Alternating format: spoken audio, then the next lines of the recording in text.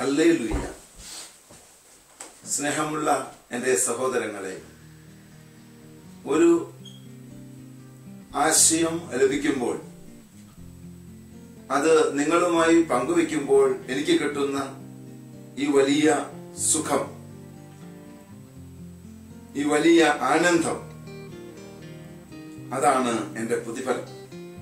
പല വ്യക്തികളും എന്നോട് പറയാറുണ്ട്, എങ്ങനെയാണ് ഈ ചിന്തകൾ ലഭിക്കുന്നത് എന്ന്.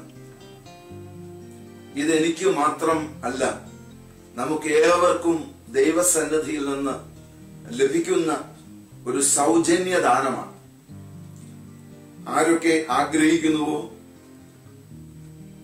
അവർക്കൊക്കെ ഈ ദൈവിക രഹസ്യം വെളിപ്പെടുത്തി കൊടുക്കുവാൻ സ്വർഗം അതിയായി ആഗ്രഹിക്കുന്നു. വില കൊടുക്കുവാൻ നാം തയ്യാറാകുമ്പോൾ വിലപ്പെട്ടവൻ വിലയുള്ള കാര്യങ്ങൾ നമുക്ക് നൽകുന്നു. Catechism of the Catholic church, സഭയുടെ ആധികാരികമായ മതബോധന ഗ്രന്ഥത്തിൽ 36, 37, 38 ഇങ്ങനെയുള്ള ഖണ്ഡികകൾ വായിക്കുമ്പോൾ ഒരു വലിയ സത്യം നമുക്ക് മനസ്സിലാകുന്നുണ്ട്. ദൈവത്തിന്റെ ഛായയിൽ സാദൃശ്യത്തിൽ സൃഷ്ടിക്കപ്പെട്ടവരായ മനുഷ്യരാണ്. ദൈവത്തെ തേടുവാനുള്ള ഒരു അന്തർദാഹം അടങ്ങിയിരിക്കുന്നു. ദൈവത്തെ തേടുവാൻ അവൻ ആഗ്രഹിക്കുന്നു. ആഗ്രഹിക്കുന്ന അവന് ദൈവം തന്റെ സാന്നിധ്യം മനസ്സിലാക്കി കൊടുക്കുന്നു. സങ്കീർത്തന പുസ്തകം 145:18 ഹൃദയ പരമാർത്ഥതയോടെ തന്നെ വിളിച്ചപേക്ഷിക്കുമ്പോൾ അവിടുന്ന് അവന്റെ മുൻപിൽ പ്രത്യക്ഷപ്പെടുന്നു. സ്നേഹമുള്ള സഹോദരങ്ങളെ, നമ്മുടെ അന്തരാത്മാവിൽ ദൈവത്തെ തേടുവാനുള്ള ഈ ദാഹമുണ്ട്.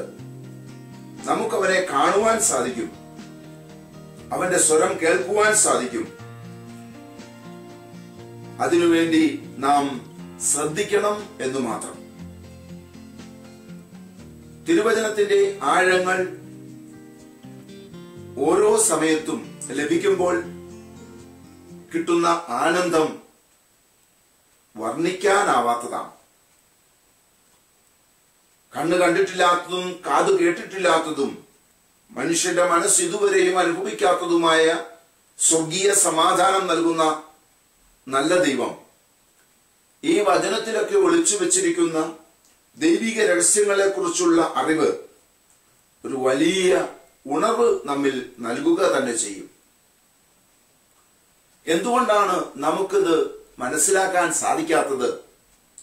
സ്വാഭാവിക ബുദ്ധിയിൽ ദൈവത്തെ തേടുവാനുള്ള കഴിവും പ്രാപ്തിയും ഉണ്ടായിട്ടും എന്തേ നമുക്കിത് മനസ്സിലാകുവാൻ സാധിക്കാത്തത്? കാറ്റഗിസം ഇങ്ങനെ പറയുന്നു: ഉത്ഭവ പാപങ്ങളിലൂടെ നമ്മിലേക്ക് കടന്നു വന്ന അശുദ്ധി, തുടർന്ന് ഇന്ദ്രിയങ്ങളുടെ സുഖങ്ങളിലൂടെ നമ്മിലേക്ക് കടന്നു വന്ന അശുദ്ധി, മോഹങ്ങളും ലൗകിക ആഗ്രഹങ്ങളിലൂടെയും നമ്മിലേക്ക് കടന്നു വന്ന അശുദ്ധി, ഇവയിലൂടെയൊക്കെ നമ്മുടെ അന്തരാത്മാവിന്റെ കണ്ണ് അടഞ്ഞുപോയി, അന്തരാത്മാവിന്റെ കാത് കേൾക്കാതെയായി. പണ്ടൊക്കെ ഉപയോഗിച്ചുകൊണ്ടിരുന്ന ചിമ്മിനി വിളക്ക്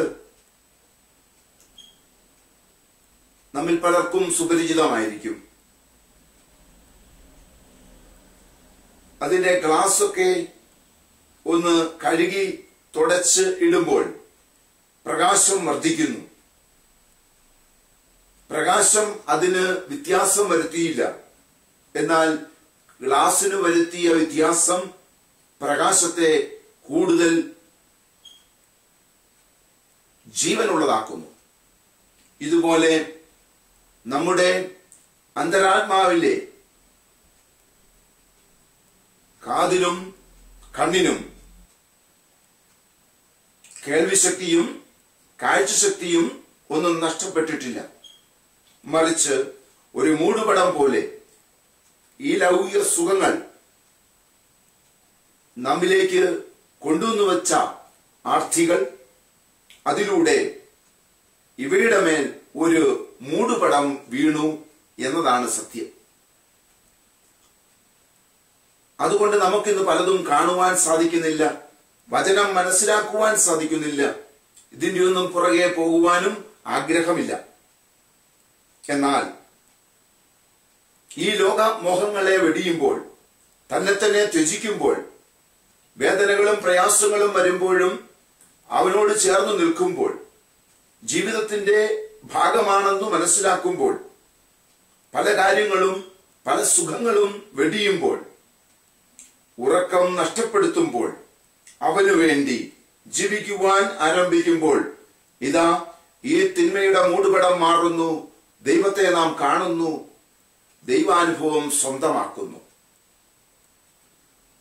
ഉൽപ്പത്തി പുസ്തകം 2-ാം അധ്യായത്തിൽ നമുക്ക് കാണുവാൻ സാധിക്കുന്ന ഒരു വചനഭാഗമുണ്ട്.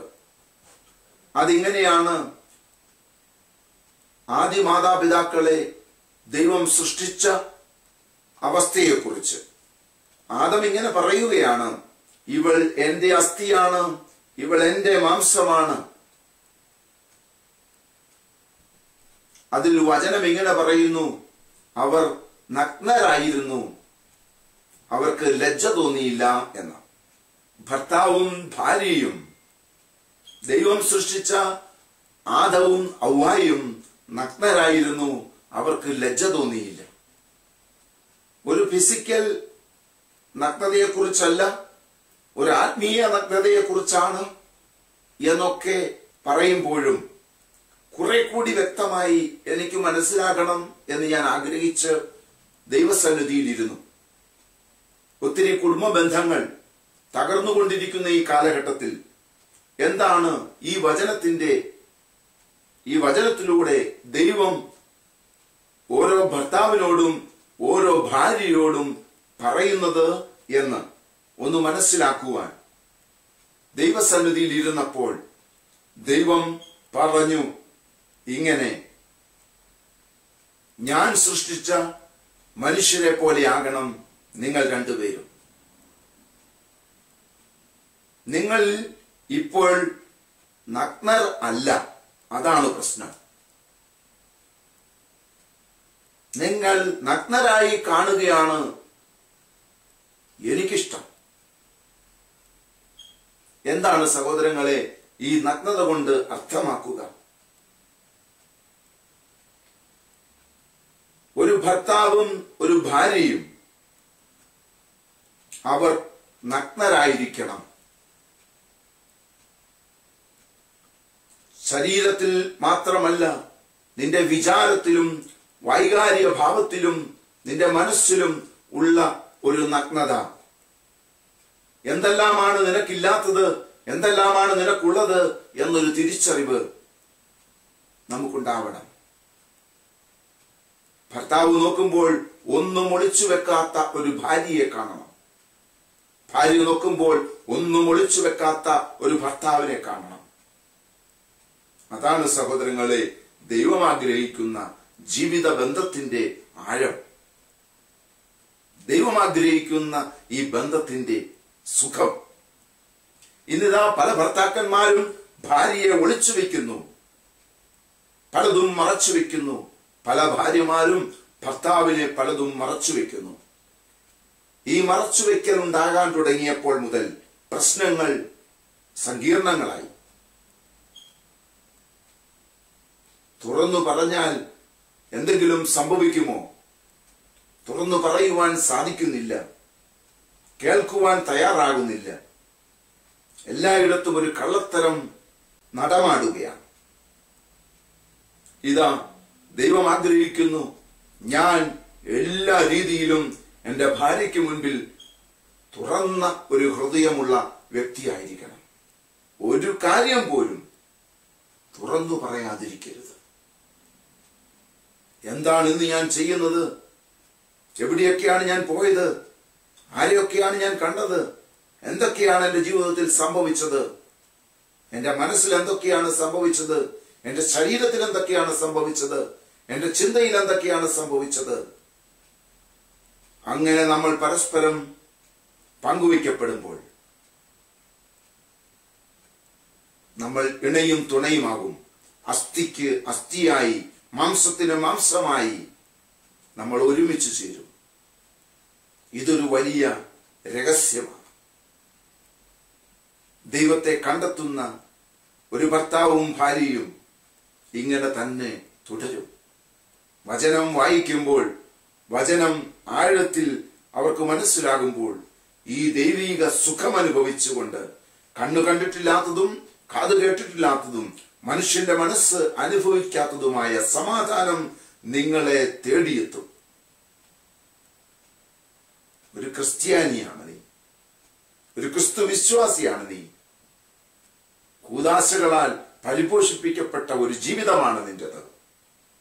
സ്വർഗത്തിൽ നിന്ന് ഇറങ്ങിയ വലിയ കൃപാവരമാണ് നിങ്ങളെ ഒന്നിച്ചു ചേർത്തിരിക്കുന്നത്. ഇടയിൽ യേശുവാണ് ഉള്ളത്. അതുകൊണ്ട് യേശുവിന് മനസ്സിലാകുന്ന രീതിയിൽ പരസ്പരം പങ്കുവയ്ക്കുന്ന ഒരു നല്ല ജീവിത ശൈലി നമുക്കും രൂപപ്പെടുത്തിയെടുക്കാം. നമുക്ക് നഗ്നരായി മാറാം, തുറന്ന മനസ്സുള്ളവരായി മാറാം. നമ്മുടെ ഹൃദയങ്ങൾ തുറക്കപ്പെടട്ടെ, ചിന്തകൾ തുറക്കപ്പെടട്ടെ, വിചാരങ്ങൾ തുറക്കപ്പെടട്ടെ. ഒന്നും ഒളിച്ചു വയ്ക്കാത്ത ഒരു നല്ല ദാമ്പത്യ ബന്ധം നമ്മുടെ ഇടയിൽ ഉണ്ടാവട്ടെ. അങ്ങനെ നല്ല മക്കൾക്ക് ജന്മം കൊടുക്കട്ടെ, നല്ല കുടുംബം ഉണ്ടാകട്ടെ, നല്ല സമൃദ്ധിയുള്ള കുടുംബം, ദൈവാനുഗ്രഹം നിറഞ്ഞുള്ള കുടുംബം, വലിയ സൗഖ്യങ്ങൾ ഒഴുകുന്ന കുടുംബമായി നമ്മുടെ കുടുംബം ജ്വലിക്കട്ടെ. നമുക്ക് പ്രാർത്ഥിക്കാം. കർത്താവായ ഈശോയെ, അവിടുന്ന് ഞങ്ങളെ ചേർത്ത് വെച്ചതിനെ ഓർത്ത് നന്ദി പറയുന്നു. പരസ്പരം പങ്കുവയ്ക്കാനും ഒന്നും ഒളിച്ചു വയ്ക്കാത്തതുമായ ഒരു ജീവിതം മുൻപോട്ട് കൊണ്ടുപോകുവാൻ ഞങ്ങളെ സഹായിക്കണമേ. ഉന്നതത്തിൽ നിന്നുള്ള ഒരു കൃപ ഞങ്ങളെ സമൃദ്ധമായി പൊതിയണമേ. വരുന്ന തിന്മകള് എതിർക്കുവാൻ, ഒരുമിച്ച് നിൽക്കുവാൻ ഞങ്ങളെ സഹായിക്കണമേ. പരസ്പരം സഹായിച്ച് ദൈവത്തിന്റെ സന്നിധിയിൽ ദൈവത്തോടൊപ്പം ഇരുന്ന് അവനോടൊപ്പം നടന്ന് തിന്മകൾക്കെതിരെ അവനോടൊപ്പം നിന്ന് ജീവിക്കുവാൻ ഞങ്ങളെ ശക്തരാക്കണമേ. നിത്യം പിതാവും പുത്രനും പരിശുദ്ധാത്മാവുമായി സർവേശ്വര. ആമേൻ.